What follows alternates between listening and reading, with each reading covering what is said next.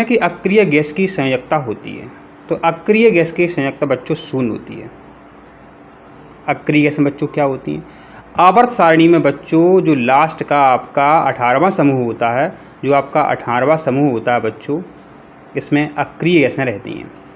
कौन कौन सी रहती हैं बच्चों? या नाम याद करना, हीलियम, नियोन, आर्गन,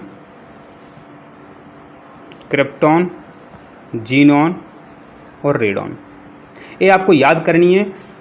अक्रिय गैसों को उत्कृष्ट गैसें भी कहते हैं, शून्य समूह की गैसें भी कहते हैं, निष्क्रिय गैसें भी कहते हैं। ठीक है।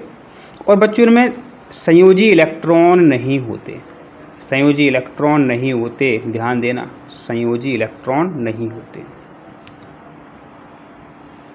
ठीक है। अब संयोजी इलेक्ट्रॉन नहीं होते तो संयोजकता इनकी शून्य होगी। जिनमें संयोजी इलेक्ट्रॉन होंगे उनकी संयोजकता उतनी ही होती। अगर 2 संयोजी इलेक्ट्रॉन है तो 2 संयोजकता। तो अक्रिय गैस की संयोजकता बच्चों यहाँ पर कितनी है? शून्य है। आपको ऐसे ही समझना है। फिर आप जितने भी क्वेश्चन पेपर हैं आप देख लेना, एक भी क्वेश्चन आपसे बचेगा नहीं, सबके आंसर आपसे बनेंगे। धातुओं को पतली चादर के रूप में ढाला जा सकता है, यह गुण कहलाता। माने बच्चों आपके पास एक धातु की ऐसी मोटी प्लेट है, इसको पीट पीट करके आपने एक पतली ऐसी आपने एक चादर बना दी। ठीक है। तो छोटी चादर से बड़ी चादर कैसे बनी? इसको आपने पीटा होगा, माने इस पर आपने बच्चों आघात पहुंचाया होगा। क्या पहुंचाया होगा? आघात माना होता है पीटना। पीटने से पतली पन्नी बन जाती है, आघात पहुंचाया होगा। तो आपका आंसर क्या है? आघात वर्धनीयता। बच्चों यहाँ पर ध्यान देना, तन्यता क्या होती है? तन्यता क्या होती है? तन्यता से बच्चों क्या होता है? तन्यता से तार बनाए जाते हैं। यहाँ क्वेश्चन आपसे बनेगा। और सबसे ज़्यादा तन्य धातु कौन सी है आपकी? सोना है। कौन सी है? सोना। ऐसे क्वेश्चन बनेगा।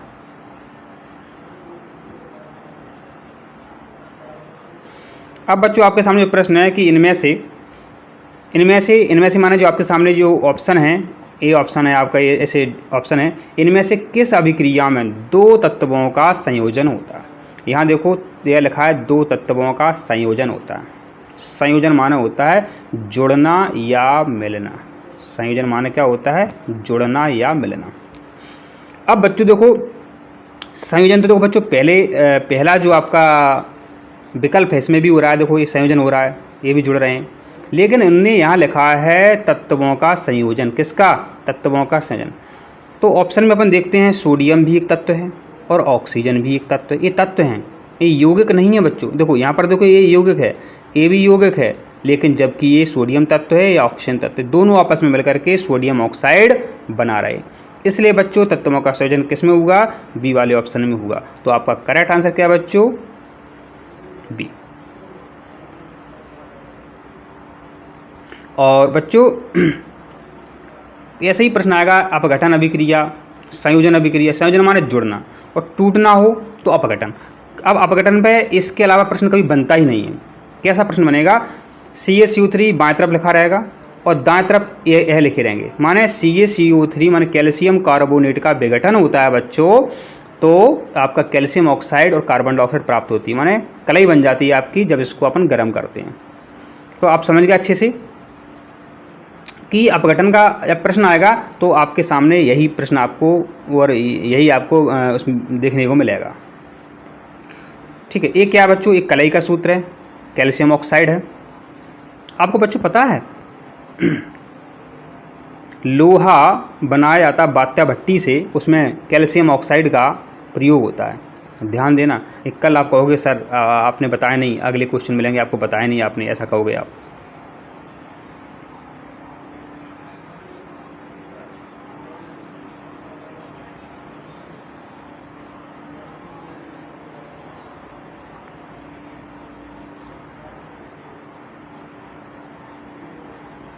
बच्चों तो कितना अच्छा प्रश्न है, ये बहुत इंपॉर्टेंट है, हर साल आता है। बच्चों जब कभी आपको कोई तत्व दिखाई देवे, ठीक है, तत्व पे कभी ऋण लग सकता है या कभी धन लग सकता है। ठीक है। तो बच्चों कभी आपको देखो ऋण दिखाई देवे, तत्व के ऊपर ऋण दिखाई देवे, तो आप जोड़ देना। इन संख्याओं को आप जोड़ देना। किनको? इन संख्याओं को आप जोड़ देना और ऋण दिखाई दे बच्चों आपको तो घटा देना। बस इतना आपको याद रखना, निकल हमसे को सिर्फ बताया नहीं। ठीक है, तो अब चलो अब इस पर प्रश्न पर चलते हैं। यहाँ लिखा है क्लोरीन ऋणायन। अब ऋणायन कहाँ है? तो ये देखो, ये ऋणायन है। ये क्या ऋणायन है? ऋण लगाए तो ऋणायन है। इलेक्ट्रॉनिक विन्यास क्या है? अब क्या लिखा है? इलेक्ट्रॉनिक विन्यास इसका क्या है? तो देखो बहुत सरल होता है ऐसा प्रश्न। तो बच्चों आपको 15-20 तत्वों के परमाणु क्रमांक याद करने हैं। 15-20, ज़्यादा नहीं, 15-20। तो क्लोरीन का परमाणु क्रमांक बच्चों कितना है? 17। क्लोरीन का परमाणु क्रमांक बच्चों 17 है। ठीक है, अब देखो हो गया आपका 17 क्लोरीन ऋण। हमने क्या कहा कि जोड़ देना है। जो आपका परमाणु क्रमांक है उसमें इस संख्या को देखना है, ऋण है कि धन लिखा हुआ ऋण है तो जोड़ देना। 17 में अपन 1 जोड़ देंगे। 17 में बच्चों अपन देखो, 17 में अपन इस एक इलेक्ट्रॉन को जोड़ देंगे तो आपका आंसर बच्चों क्या निकल के आता है? 18 इलेक्ट्रॉन हो गए। अब यहाँ पर आप इसको गिन लो 2, 8, 10, 17 हो गए। 2, 8, 10, 8, 18। और यहाँ भी देखो अपन ने 18 निकाला, यहाँ भी अपन ने 18 निकाला। तो आपका बच्चों करेक्ट आंसर क्या है? ये आपका बी ऑप्शन वाला करेक्ट आंसर है। कितनी सरल होते हैं। अब हम आपसे पूछ रहे हैं, बताना कमेंट में, यह किसका इलेक्ट्रॉनिक विन्यास है? यह किसका इलेक्ट्रॉनिक विन्यास है? सोडियम का है या मैग्नीशियम का है या कैल्शियम का है? 3 ऑप्शन हमने बता दिए, आप कमेंट में जवाब दें, ये किसका इलेक्ट्रॉनिक विन्यास है।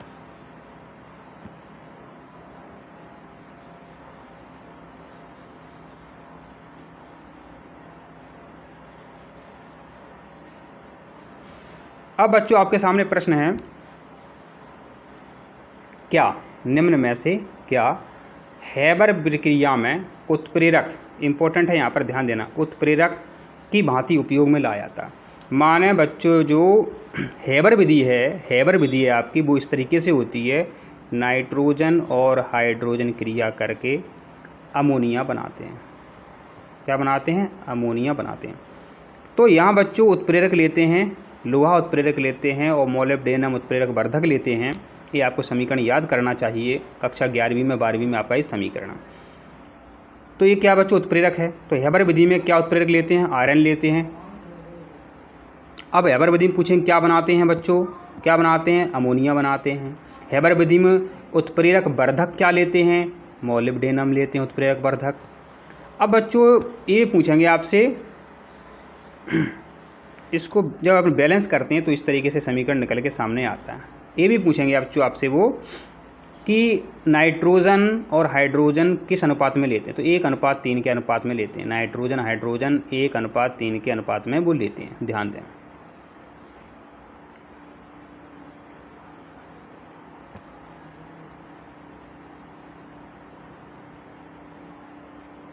अब प्रश्न है बच्चों आपका कि लेड नाइट्रेट के अवक्षेप का रंग कैसा होता है?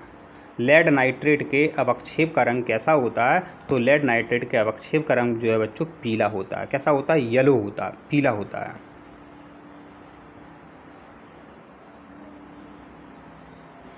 अब बच्चों प्रश्न है कौन प्रबल अम्ल नहीं है? तो यहाँ पर ध्यान देना, प्रबल शब्द लगा हुआ है, प्रबल जो प्रबल अम्ल नहीं है, और नहीं पर भी आपको ध्यान देना। तो यहाँ पर आप जरा सा गौर करें, HCl प्रबल अम्ल है, अपने पेट में भी बनता है, भोजन पचता है इससे। नाइट्रिक अम्ल बहुत प्रबल है, इसमें सोना भी घुल जाएगा, इसमें HCl मिला दो और ये मिला दो घुल जाएगा सोना। सल्फ्यूरिक अम्ल को रसायनों का राजा कहते हैं, इसको, तो ये भी प्रबल अम्ल है। लेकिन बच्चों ये दुर्बल अम्ल है, ये प्रबल अम्ल नहीं है, माने ये दुर्बल अम्ल है। कैसे दुर्बल अम्ल है? बच्चों जब आप चाउमीन खाने जाते हो तो दुकानदार खट्टापन लाने के लिए आपको उसमें यही मिलाता है।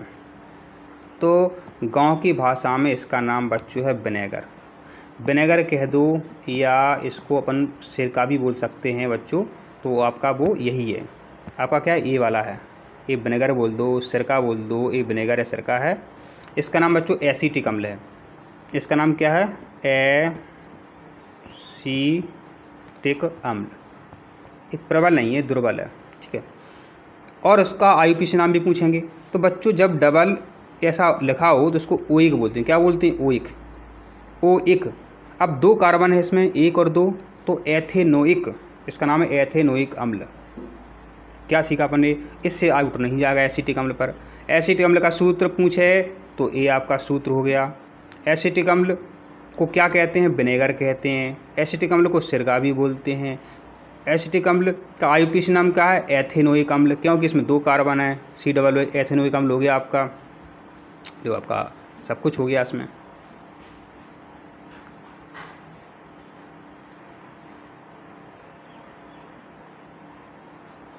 अब बच्चों आपका प्रश्न है कि milk of magnesia, milk of magnesia क्या है। तो मिल्क ऑफ मैग्नीशिया बच्चों एंटासिड है। अब देखो एंटासिड 2 शब्दों से मिलकर बना है, एंटी और एसिड। माने एसिड, पेट में एसिड बढ़ जावे तो खट्टी डकारें आती हैं, तो एसिड को दूर करने के लिए कोई एंटी पदार्थ होना आवश्यक है। तो बाज़ार में आप जाते हैं, डॉक्टर के पास जाते हैं, उससे बोलते हैं कि सर हमें पेट में अम्लता हो रही है, तो वो आपको क्या करेगा, आपको वो ये देगा मिल्क ऑफ मैग्नीशिया। एक बोतल होती है, गाढ़े रंग का पदार्थ होता है मिल्क ऑफ मैग्नीशिया। इसको खा लेंगे तो आपकी एसिड माने एसिडिटी, क्या बोलते हैं, एसिडिटी बोलो इसको, एसिडिटी जो है, अम्लता जो है वो आपकी दूर हो जाएगी। तो एसिडिटी दूर हो गई तो उसका नाम क्या रहेगा, एंटासिड नहीं रहेगा।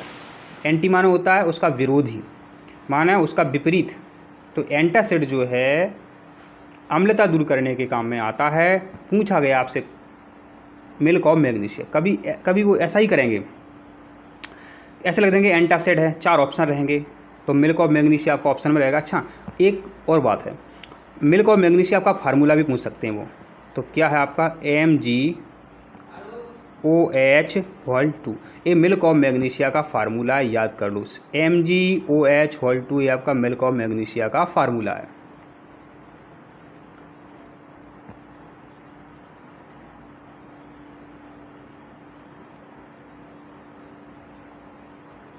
अब देखो ये इम्पोर्टेंट है, ये इम्पोर्टेंट प्रश्न है बच्चों, ये आपका एक तरीके से देखा जाए ये आउट क्वेश्चन है। कैसे है, ग्लोबल लवण का सूत्र है Na2SO4 10H2O। एक ग्लोबल लवण का सूत्र है Na2SO4 10H2 ग्लोबल लवण का सूत्र। आउट कैसे है सर, कह रहे हो आउट कैसे है, तो देखो पेपर में वो आपसे इसका पूछेगा, इसका एक घर में आप कपड़े धोते हो तो कपड़े धोने वाला सोडा है, कपड़े धोने वाला सोडा है, ठीक है। अब फिर वो आपसे ये पूछेगा ये क्या है, ये नीला थोथा है, ये नीला थोथा का सूत्र है। ये क्या है, ये एप्सम लवण है, ये एप्सम लवण है, ये बहुत पूछा गया है। नीला थोथा ये नीले कलर का होता है, स्कूल में प्रयोग भी करते हैं इसके द्वारा, लोहे पर जंग लगना जो प्रयोग होता है इसी के द्वारा होता है, ये नीले कलर का होता है। ये आपको बता दिया हमने, ये निरमा होता है। अब बच्चों यहाँ खाने वाला सोडा का और सीख लो, NaHCO3 खाने वाला सोडा का सूत्र है। घर में आप गुलाब जामुन बनाते हैं या कुछ भी बनाते हैं, इडली बनाते हैं, डोसा बनाते हैं, उसमें ये मिलाते हैं NaHCO3, सोडियम बाइकार्बोनेट इसका वैसे नाम है।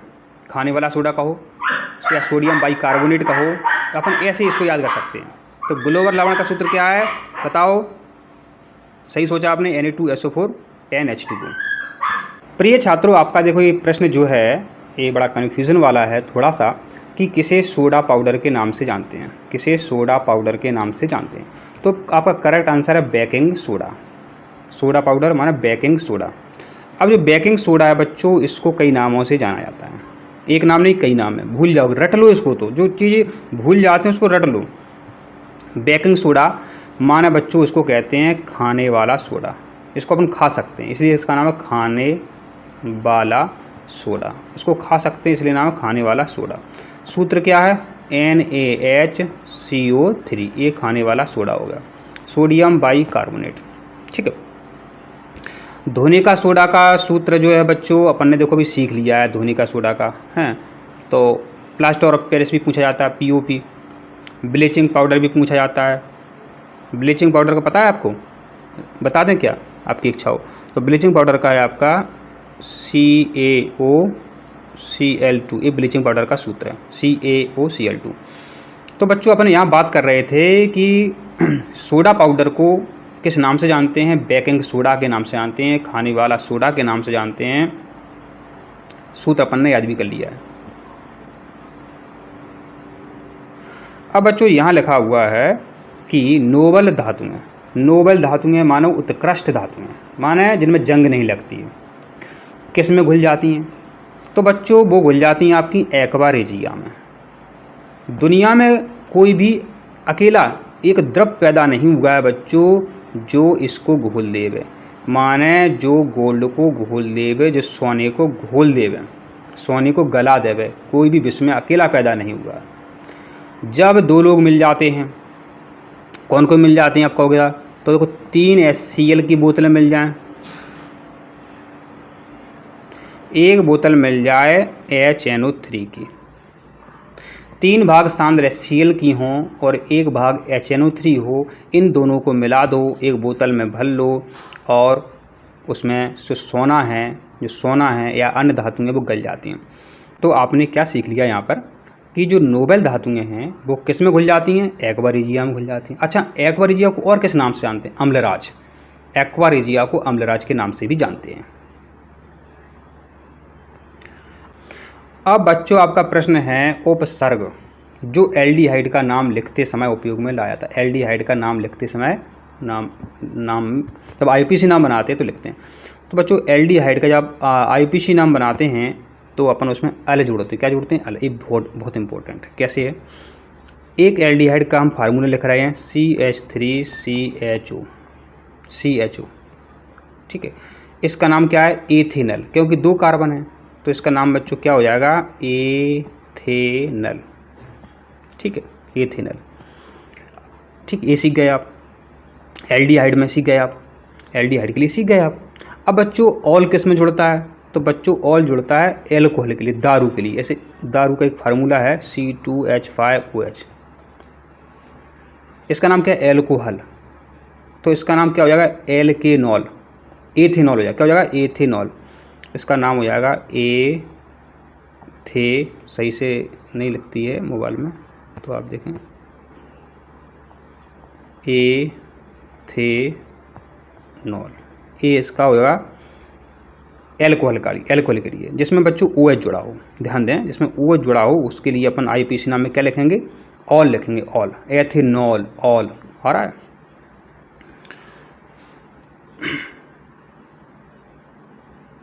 अब जो ऑन है एक किस में जुड़ती है? तो ये भी देखो आपको पता आना चाहिए। ऐसे कठिन है, ऑन पर नहीं पूछेंगे वो आपसे, लेकिन पूछें तो बता देना।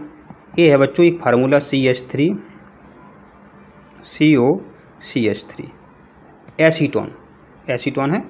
तो इसके लिए ऑन का अपन यूज करते हैं। अब बच्चों ये IUPAC नाम आपसे पूछ लिया गया है, बहुत सरल होते हैं। आपका प्रश्न है IUPAC पर है आपका प्रश्न, ठीक है। तो इसका आपसे IUPAC नाम पूछा है। तो यहाँ देखो जो यहाँ पर टिक लगा हुआ है 2 मिथाइल, तो कैसे इसको सॉल्व करते हैं? तो आपको क्या अंकों में लिख लेना पड़ता है? कार्बन के ऊपर 2 3 4 5 दोनों तरफ से लिख लिया करो, 1 2 3 4 5। जो फार्मूला सही बैठे उसको अपन सही कर लेंगे। इस तरीके से लिखे जाते हैं, ध्यान दें। तो जब अपन D ऑप्शन पर चलते हैं तो 2 मिथाइल माने यहाँ से बन रहा है 2 मिथाइल पेंट। जो 5 हैं तो 5 पेंट हो गए, पेंट 1 इन। अब 1 इन देखो ऊपर वाले फार्मूला से देखो 4 पे इन आना चाहिए, 4 पे इन तो नहीं है, तो माने D ऑप्शन तो अपना गलत हो रहा है। चलो अपन चौथे ऑप्शन पर चलते हैं। माने ये फार्मूला जो आपको हमें सही फिट बैठ नहीं रहा, इसलिए हम इसको गलत मानते हैं। अब देखते हैं 4 मिथाइल, तो यहाँ देखो 4 मिथाइल है आपका। पेंट माने 5 कार्बन हो रहे हैं तो पेंट हो गया।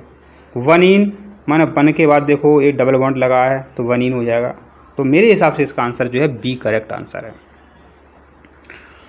मेरे हिसाब से इसका B करेक्ट आंसर है। अगर आपको उसमें डाउट है तो आप भी अपने हिसाब से आंसर बता सकते हैं।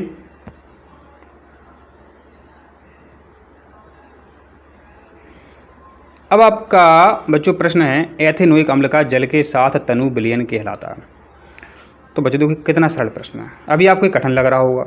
एथेनोइक अम्ल अभी हमने आपको समझाया था कि CH3COOH को अपन एथेनोइक अम्ल कहते हैं। इसमें इसका जो है जल के साथ तनु विलीन बनाते हैं तो इसका नाम जो बच्चों विनेगर हो जाता है, जिसको हम चाउमीन में मिला करके खाते हैं। तो ये आपका एसिटिक अम्ल जो है उसका जल के साथ तनु विलीन बनाते हैं तो आपका विनेगर कहलाता है, सिरका कहलाता है।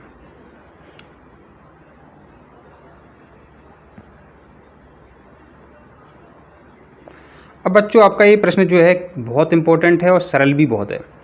निम्नलिखित में कौन सा असंतृप्त, यहाँ ध्यान देना है असंतृप्त और यहाँ ध्यान देना है हाइड्रोकार्बन। दो बातें ध्यान रखनी है आपको, असंतृप्त पे और हाइड्रोकार्बन पे। हाइड्रोकार्बन कौन होते हैं? जो बच्चों हाइड्रोजन से और कार्बन से मिलकर बने होते हैं वो हाइड्रोकार्बन होते हैं। तो इस तरीके से आपका ए ऑप्शन और बी ऑप्शन तो गलत हो गया है। अब आपका सी या डी सही है, वो देखते हैं। तो बच्चों एक फॉर्मूला आपको बता रहा है, कभी गलत नहीं होगा। यहाँ पर आप देख लेते हैं, इसको लिख करके दिखा देते हैं आपको। जैसे कि अपन ने लिखा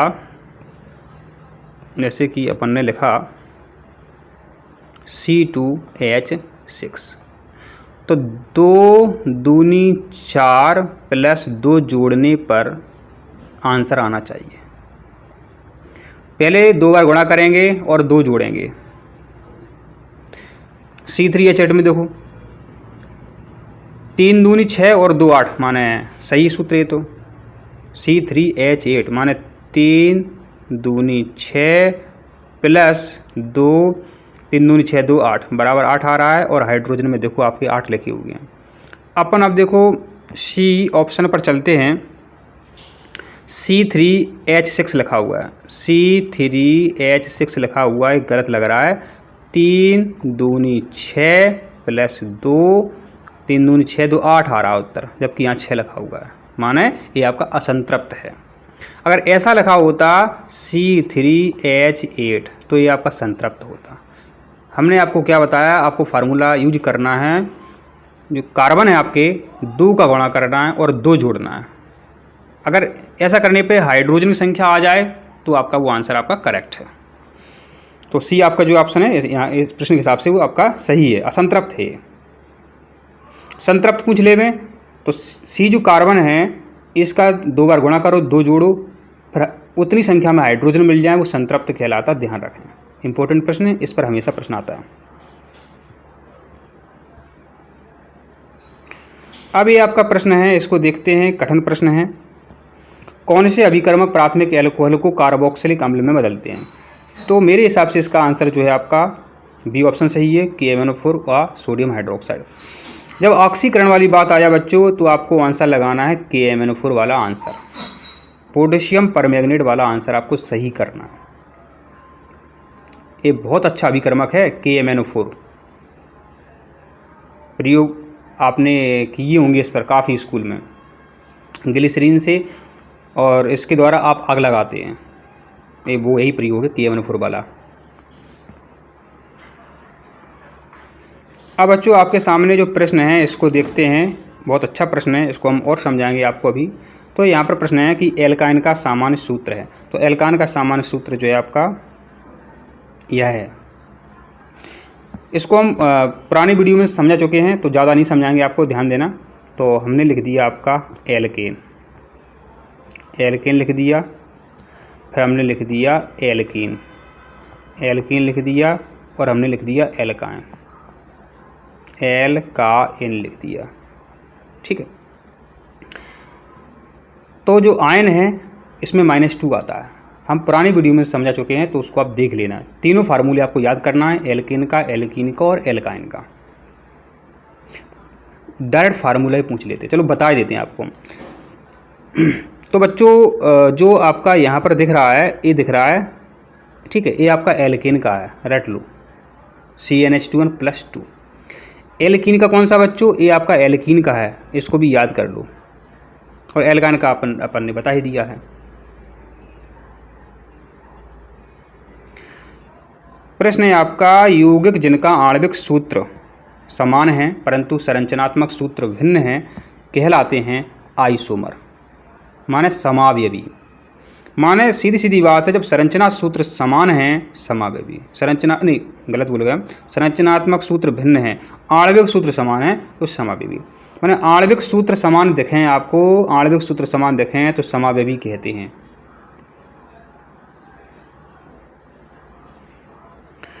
अब प्रश्न है, सांद्र सल्फ्यूरिक अम्ल की उपस्थिति में एथेनॉल के निर्जलीकरण से बनता है, क्या बनता है? एस्टर बनता है। क्या बनता है? एस्टर बनता है। अब यहाँ पर देखो प्रश्न में लिखा है एथेनॉल। एथेनॉल माने बच्चों दारू शराब, माने C2H5OH, ये गलत लिख दिया हमने, C2H5OH, ये एथिल अल्कोहल है, एथेनॉल बोलते हैं इसको। IUPAC नाम एथेनॉल है, इसको नाम एथिल अल्कोहल है, फेमस नाम एथिल अल्कोहल है। सांद्र सल्फ्यूरिक अम्ल माने इस पर क्रिया होती है H2SO4 की। एक बताओ, एथेनॉल तो बन ही नहीं सकता है, बी ऑप्शन तो वैसे ही गलत है। एथेनोइक अम्ल भी नहीं बनेगा, सिर्फ एस्टर बनेगा इससे, ध्यान देवें।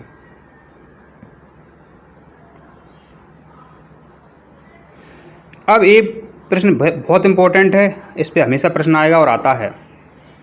प्रश्न है आपका, किन तत्वों के संयुक्ता कोश में 7 इलेक्ट्रॉन हैं? कितने हैं? 7 इलेक्ट्रॉन हैं, 7 इलेक्ट्रॉन हैं।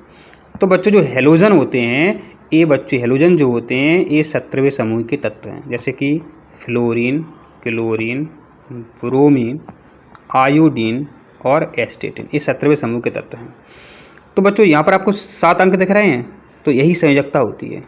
तो 7 इलेक्ट्रॉन माने जितनी संयोजकता उतने इलेक्ट्रॉन, ठीक है।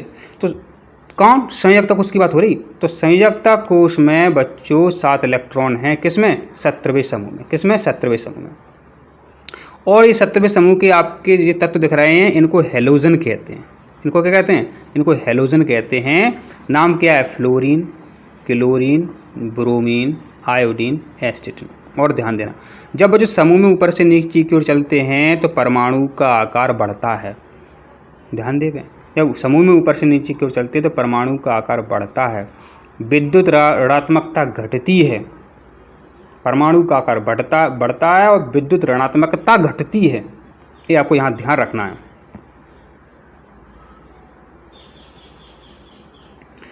अब प्रश्न बच्चों, कौन से समूह के तत्व तेजी से ऋणायन बनाते हैं? आपने बच्चों कई बार देखा होगा Cl ऋणायन। ये क्या है? ये अभी बात कर रहे थे 17वें समूह के तत्व की बात कर रहे थे, उसी में तो है दूसरे नंबर पर फ्लोरीन, क्लोरीन। ये तुरंत ऋणायन बनाते हैं, ये बहुत जल्दी ऋणायन बनाते हैं बच्चों, ये ऋणायन बनाते हैं बहुत जल्दी। तो जो इनको वो हेलोजन बोलते हैं, असल में हेलोजन बोलते हैं। हेलोजन कहो 17वें समूह के तत्व। तो हेलोजन तत्व जो हैं तेजी से ऋणायन बनाते हैं, इनमें ऋण लग जाता है तुरंत, ऐसा ऋण लग जाता है। याद कर लो, तेजी से ऋणायन बनाते हैं हेलोजन परिवार के तत्व, माने 17वें समूह के तत्व। नाम याद कर लेना आप। अब बच्चों प्रश्न है, कौन से गुण तत्व X और उसके आयन X2 धनायन में समान होते हैं? तो आपका आंसर है रंग। आकार तो बदल जाएगा, आकार तो बदल। अगर बच्चों कोई तत्व इससे A बन रहा है, माने तो बच्चों पता क्या है? आकार छोटा हो जाता है, ठीक है। तो आकार परिवर्तित हो जाएगा, परमाणु भार परिवर्तित हो जाएगा। आयन निकाल रहे हैं तो आयनीकरण ऊर्जा भी बदल जाएगी, लेकिन रंग में परिवर्तन नहीं होता है। अब बच्चों आपका प्रश्न है उपधातु है। अब बच्चों यहाँ पर एक थोड़ी समस्या है, वो अपन समस्या को समझते हैं, सॉल्व भी करते हैं। क्या समस्या है आपकी? दोस्तों अभी बात कर रहे थे कि उपधातु है वाला जो प्रश्न है, इसमें थोड़ी सी समस्या है। इसका उत्तर चलो जर्मेनियम हो गया, समझ रहे बात, जर्मेनियम हो गया। लेकिन बच्चों जो सिलिकॉन है ये भी उपधातु है। वो जो 7 उपधातुएँ होती हैं, हमने आपको एक ट्रिक्स से याद करवाएंगे, वो ट्रिक्स आप जरूर देख लें। बॉस आज तो पोई खाना है, माने boron, silicon, arsenic, germanium, tellurium, polonium, antimony. देखो हमने बता दिया आपको, हमको ट्रिक्स याद है, आपको भी ट्रिक्स याद कर लेनी चाहिए।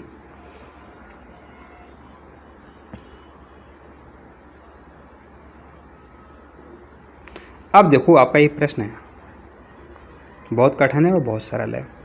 यहाँ पर आप देखो, ये प्रश्न है आपका कि सोडियम, बेरिलियम, मैग्नीशियम, इसके आकार के बारे में आपको बताना है। सही क्रम क्या है?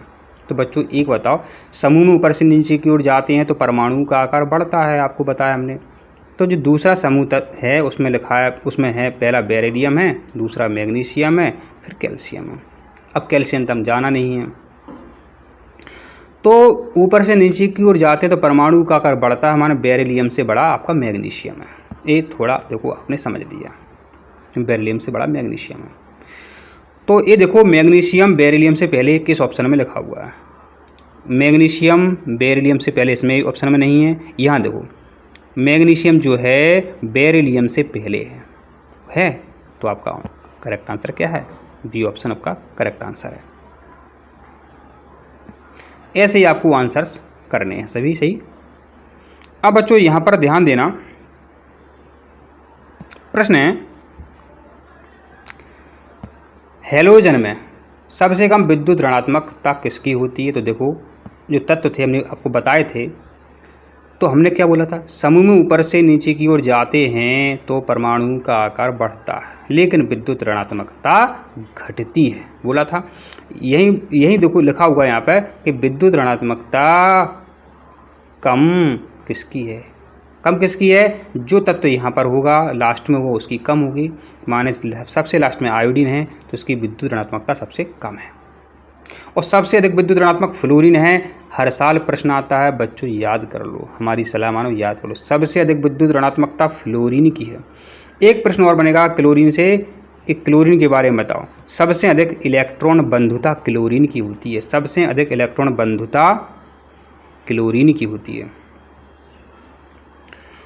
अब प्रश्न बच्चों आपका कि धातु जो कैल्शियम को इसके लवण से विस्थापित कर देती है, तो क्या आपका करेक्ट आंसर है?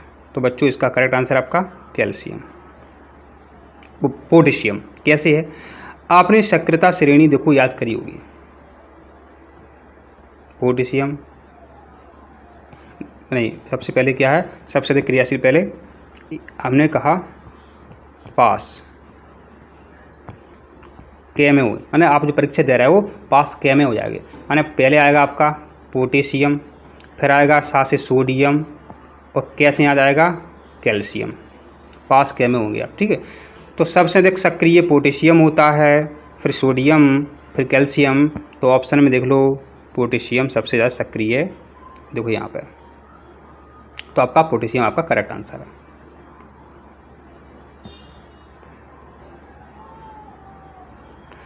अब प्रश्न है आपका कि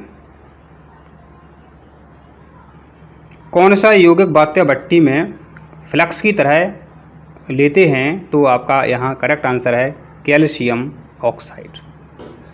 ये बच्चों क्या करता है? CaSiO3 में बदल जाता है, कैल्शियम सिलिकेट का धातुमल बन जाता है। तो बात्य भट्टी में कैल्शियम ऑक्साइड धातुमल की तरह लेते हैं, फ्लक्स की तरह लेते हैं। बात्य भट्टी में क्या बनाया जाता है? लोहा। अब देखो ये कितना इंपॉर्टेंट प्रश्न है, हर साल आता है। स्टेनलेस स्टील बनाने में कौन कौन सी धातुएं ली जाती हैं, उनका मिश्रण बनाया जाता है? तो आपका करेक्ट आंसर है लोहा, निकेल, क्रोमियम। कैसे याद करोगे आप? कैसे याद करोगे? हमने आपको बताया कि याद कर लो निकेल। इसमें एक धातु तो देखो होती है निकेल। स्टेनलेस स्टील के लिए आप निकेल ही अकेली याद कर लो। नी से याद कर लो, निकेल इसमें लेते हैं। की से याद कर लो, क्रोमियम भी इसमें लेते हैं। लाल से याद कर लो लोहा, निकेल से याद हो जाएगा। देखो निकेल, क्रोमियम, लोहा से स्टेनलेस स्टील बनाई जाती है। इस वीडियो का बच्चों आपका ये लास्ट क्वेश्चन है, और आप वीडियो को लाइक ज़रूर कर दें, नहीं आपको ध्यान नहीं रहता है। 22 कैरेट गोल्ड किसका मिश्रण है? जो आपका सोना है बच्चों, सोना जो है आपका, ये आपका 22 कैरेट पूछा है, तो उसमें कुछ मात्रा में तांबा भी मिला होता है, कॉपर भी मिला होता है। और बच्चों पता है 24 कैरेट गोल्ड जो है एकदम शुद्ध प्योर सोना होता है। 22 कैरेट के बाद 20 कैरेट, 18 कैरेट, तो उसमें तांबे की मात्रा फिर वो बढ़ती जाती है। 24 कैरेट शुद्ध सोना होता है। तो बच्चों यहाँ पर हमने आपको सभी क्वेश्चन बता दिए हैं। आप वीडियो को लाइक ज़रूर कर दें। मिलते हैं अगली वीडियो में। धन्यवाद।